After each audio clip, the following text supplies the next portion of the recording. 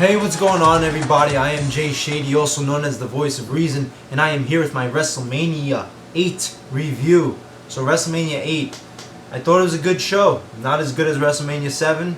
You know, Wrestlemania 7 was good, great, fantastic. You know, top 10 of all time, I believe, in the top 10.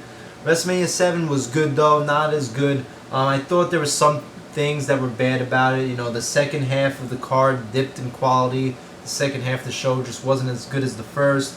You had some bad stuff out here, but it never got like out of fucking control where you're like, oh my god, I can't even watch this shit anymore. You know, it was very easy going to watch. You know, nice breeze experience. You know, very relaxing, and that was mainly because they knocked off an hour of the running time. They took off a lot of the running time that the previous WrestleManias had. They took off about an hour. The previous WrestleManias were like under 4 hour thing. This was a 2 hour and 40-minute affair, and I thought that was great because those earlier WrestleManias before this, you had 16 or 14 matches on each WrestleMania, and it was just too much. And you know, I don't have a problem if it's 4 hours of good stuff, but a lot of it was 4 hours of filler, 4 hours of shit. So I'm glad they cut it back an hour. You know, it's less demanding as a viewer, less time consuming, and you could, you know, get into the fewer number of matches more than having a shitload of matches. So yeah, let's go into the show itself. This was Gorilla Monsoon's last commentating job on WrestleMania. You know, great run from WrestleMania 1 to WrestleMania 8. He did good stuff. They didn't use celebrities at this WrestleMania. I can't recall. That was a surprise because usually at the, previously up to that point, they used a celebrity for every WrestleMania at least. But yeah, let's go into the matches themselves. It opens with Shawn Michaels versus El Matador, Tito Santana. This is Shawn Michaels' first singles match, and Shawn Michaels singles match at WrestleMania, and Shawn Michaels' first WrestleMania match where he is the Heartbreak Kid, Shawn Michaels. You know, sexy boy theme and all. So it was great seeing, you know, the Shawn Michaels that we know today. The first incarnation of that at WrestleMania. I thought this was a very enjoyable opener, a good match. I like this match. It started off very fast. Started off, with intensity and excitement. It kind of died down a little bit in the middle, but then towards the end they picked it up again. They started doing some, athletic stuff, what you'd expect, high flying stuff. But at the end kind of came out of nowhere for me. Yet Tito Santana, he was gonna like body slam Shawn Michaels, but he falls back, and Shawn Michaels pins him 1, 2, 3. I would have liked to see a more definitive finish, a finish with more of a statement than that. But whatever, I thought it was a good opening match. I enjoyed it. And Shawn Michaels had Sensational Sherry in his corner at this point, which was good. He had Sensational Sherry, basically creaming over Shawn Michaels. And Sensational Sherry, this chick must have been like a fucking freak in the bed. She must have been a really good bang, because you see her on WWF, Macho King manhandling her. Shawn Michaels here taking her by the hair, throwing her down, and she's just laying, all seduced by it. She must have been one of those like submissive girls that you just really want to have a one-night stand with. She must have been amazing in the bed. Yeah, enough about that though. The next match was The Undertaker versus Jake Roberts. This was an okay match. I didn't like it. I mean, it wasn't horrible where it's like, oh my god, he fucking killed me, I can't watch this. But it wasn't good. With The Undertaker, I just didn't like his offense at the time, and I get what they were doing, but a lot of his offense was very slow. No selling, because he was being booked as like a literal dead guy, like a zombie. He moved around like a zombie, looked like Frankenstein's monster. And it's funny because if it wasn't, the Undertaker character could have easily been one of those things that we looked back on and said, wow, those 80s, 90s cheeseball gimmicks, that these cartoony things. If it wasn't for a few tweaks every couple of years with the Undertaker character, he could have easily been just a thing of the past, the thing that, wow, how did they come up with this shit? Like, what were they smoking? But, the Undertaker and Paul Bearer tweaked their characters every little bit, every so often, with more of a, later on, a devil demonic type Undertaker where, taking off the gloves, the gray gloves and all that, then you had the Ministry Undertaker, the Biker Taker, See, this is what you need to do as a character. You have to always tweak yourself to keep yourself fresh. You understand that, John Cena? But yeah, this match, yeah. So I couldn't get into it because I didn't like the Undertaker's the way he was presented. You know, it was cool, but when you wrestling wise, it was just, I don't know. You can't get into it. The no selling and the zombie type stuff. But the two spots were cool where the Undertaker sits up after two DDTs. He does the Dracula, Michael Myers type sit up. I thought that was awesome. Basically, he tombstones Jake the Snake Roberts outside the ring, throws him in the ring, gets the pin 1, 2, 3. You know, he looks dominant. 2-0 at WrestleMania now. So yeah, I mean, it wasn't a horrible match, but I didn't enjoy it. I didn't like it. It was mediocre, or maybe a little bit under mediocre for me. Then you get Bret Hart versus Roddy Piper for the Intercontinental Championship. This was a great Intercontinental Championship match. Really, really good.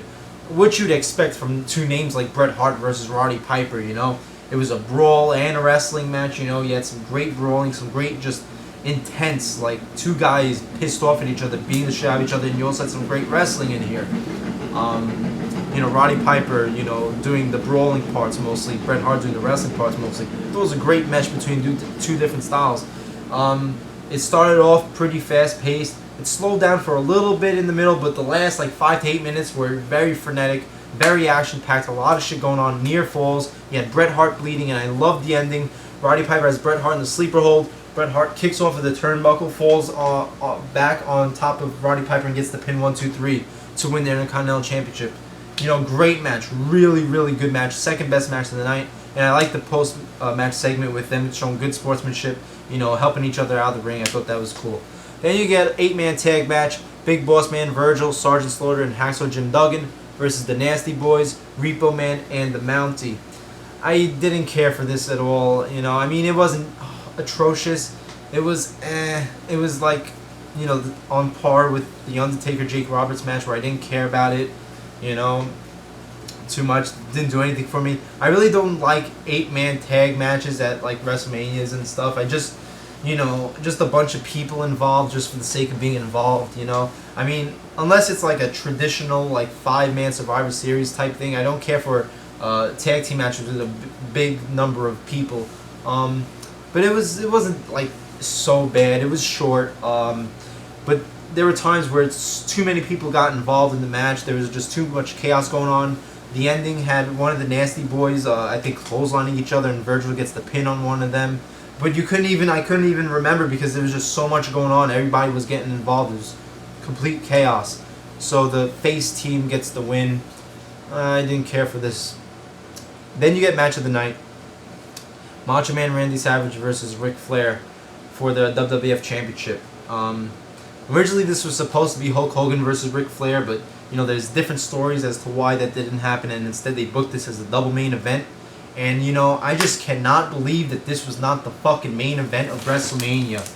The WWF Championship match, Macho Man versus Ric Flair, not main eventing. Why? Because the main event is Hulk Hogan versus Sid Justice in just a regular one-on-one match. You know, there's no consequences in that match. There's no circumstances. You know, it's not like it's a retirement match or a streak match or a gimmick. It was just a regular one-on-one match. Just because it's Hulk Hogan, you know, it's able to, you know, be more important than the WWF Championship itself. That's like John Cena shit. I hated that. This should have been match of the night, definitely.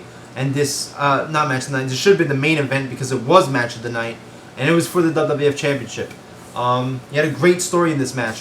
Ric Flair was taunting Macho Man, saying that he had a relationship with Miss Elizabeth previously before Macho Man and Miss Elizabeth got together. He was going to show pictures with Miss Elizabeth and in compromising situations and positions, and he was going to release a nude photo of Miss Elizabeth at WrestleMania. So a lot of intensity from the Macho Man. You know, he was pissed off and shit. Yeah, so yeah, I mean, what do you expect from Macho Man versus Ric Flair? It was what you would expect. Great wrestling match, great entertainment, you know, a lot of great spots. The crowd was crazy into this. The crowd at the Hoosier Dome was unbelievable throughout the whole night. They were loving this match. And like I say, you know, the story, it always comes down to the story. The story is what makes you remember shit, and that's what propelled this to being epic. You know, you had, you know, Miss Elizabeth coming to ringside. You had Mr. Perfect to ringside for Ric Flair, you know, beating up Macho Man on the side. You had the referee not wanting to ring the bell for disqualifications or countouts. You know, the whole Ric Flair, you know, saying that he had a relationship with Miss Elizabeth. The story is so important to the match itself. You know, it could make a great match appear to be epic.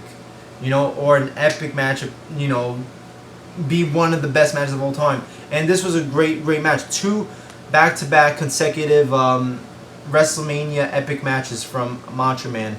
Previous one being against Ultimate Warrior, now Ric Flair. He had some good spots. Macho Man hits the diving elbow drop when he's covering. Ric Flair, Mr. Perfect, pulls him out of the ring to break up the count. Ric Flair was going for the figure 4 leg lock. He had it on him. Macho Man reversed it. Then Ric Flair was working his leg again, and then Macho Man does a roll up. He does a schoolboy pin on Ric Flair and gets the pin 1, 2, 3. I liked how he won with a roll up because he was hurt by the time storyline wise. You know, some great storytelling. You know, some good selling from Macho Man. His leg was hurt. You know, there's no way for him to win the match, but with a roll up because he was just so beat up from the match. So that was good. It made Ric Flair look good even though he lost. And the post-match segment was great. You had Ric Flair kissing Miss Elizabeth on the lips. Then Macho Man goes crazy, beats up Ric Flair. Then Mr. Perfect and Ric Flair start beating down Macho Man. And once they leave the ring, Macho Man and Elizabeth celebrate together. They hug. They celebrate being the WWF Championship champion again. Fireworks go off. The crowd is crazy. Another great epic match from Macho Man with a great story. Definitely check this match out. Fantastic match. And even the promos after the match from Ric Flair and Macho Man were amazing.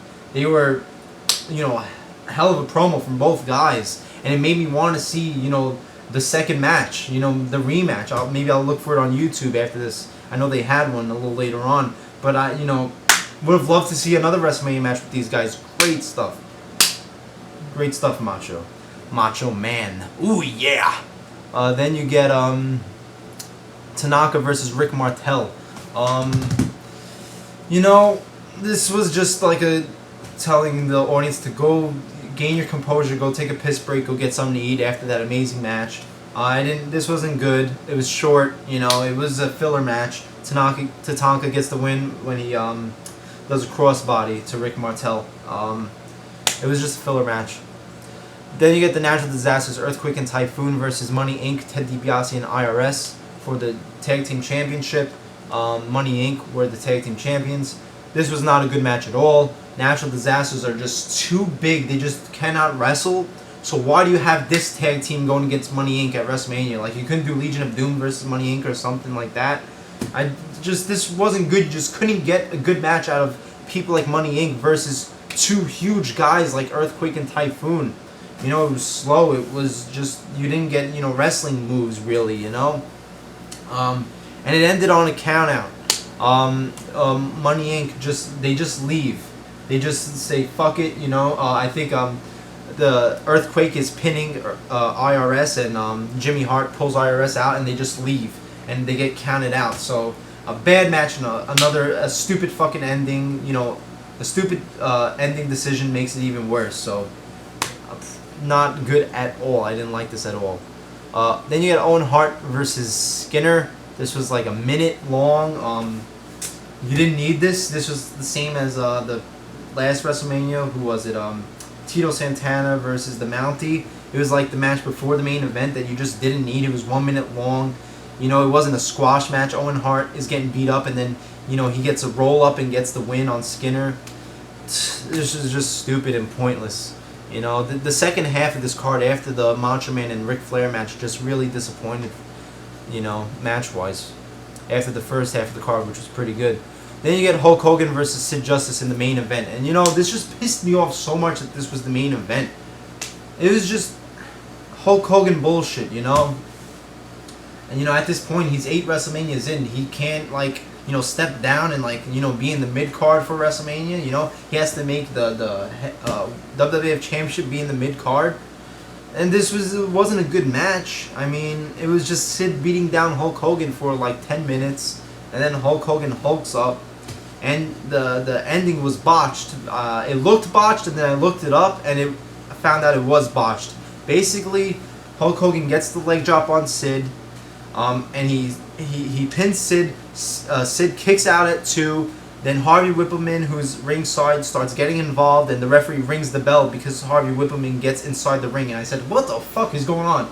Why did Sid kick out of the leg drop? And why did the ref ring the bell just because Harvey Whippleman came inside the ring? Apparently what was supposed to happen was Papa Shango was supposed to come in, interfere, break up the pin attempt when Hulk Hogan had the leg drop, and Papa Shango was supposed to break it up, and that was supposed to be the disqualification right there. But apparently Papa Shango missed his cue, so they started improvising from there. Sid improvised kicking out, and the ref improvised disqualifying the match for Harvey Whippleman instead of Papa Shango. And you know, ending the main event match in a fucking disqualification. Really? You're gonna have a match close out the show in a disqualification? This is why, you know, this is why we needed the WWF Championship in the middle of the card. This is why this needed to main event over the WWF Championship. The last match of the show ending on a disqualification. I can't even go into how pissed off that makes me. That is disgusting. And that is just a shame to the match that Ric Flair and Macho Man had. That they had to be in the middle of the show for this shit. But the big thing about this was the Ultimate Warrior comes down, he returns, and saves Hulk Hogan. Post-match segment, great, entertaining. You know, Ultimate Warrior, everybody was, you know, going crazy at Hoosier Dome. So post-match segment, great, epic. The match itself, for being the main event, fucking despicable, disgusting. I mean, the match itself, the in-ring action itself, wasn't that good. But you know, everything around it, you know, the other stuff, you know, the fact that it main evented over the WWF Championship, the fact that the ending was botched, just made me hate it so much more. So yeah, I'm gonna give this show a 7 out of 10. 7 out of 10. I think that's fair because the first half of the card was very enjoyable. But the second half of the card really dipped in quality. You had an epic match from Macho Man and Ric Flair, which should have been the main event. You had a good, very enjoyable opener. You had a great IC title match, and this was all in the first half. But the second half really, you know, started dipping in quality, and I had to take some points off. And I know Spinnernet, this is one of your favorite WrestleManias, but I understand it's a childhood thing, just like, you know, anything when I was a child, even though it might not be as good as I think it is, or other people see it, but childhood, you know, nostalgia. But you know, since I never saw this WrestleMania and the way the second half dipped in quality, I have to give it a 7 out of 10. Still a good WrestleMania though, with an epic match. Definitely watch for Macho Man versus Ric Flair. So there you go, there's my review, and I guess it is time to see the best WrestleMania of all time coming up. I wanted to see what everybody's raving about, why everybody's giving WrestleMania 9 10 out of 10 stars. I guess I'll tell you why, you know, after I see it and do my review. So check out my WrestleMania 9 review when it will be uploaded in a couple days. I am Jay Shady, the voice of reason. Like, comment, subscribe, and I'll see you later.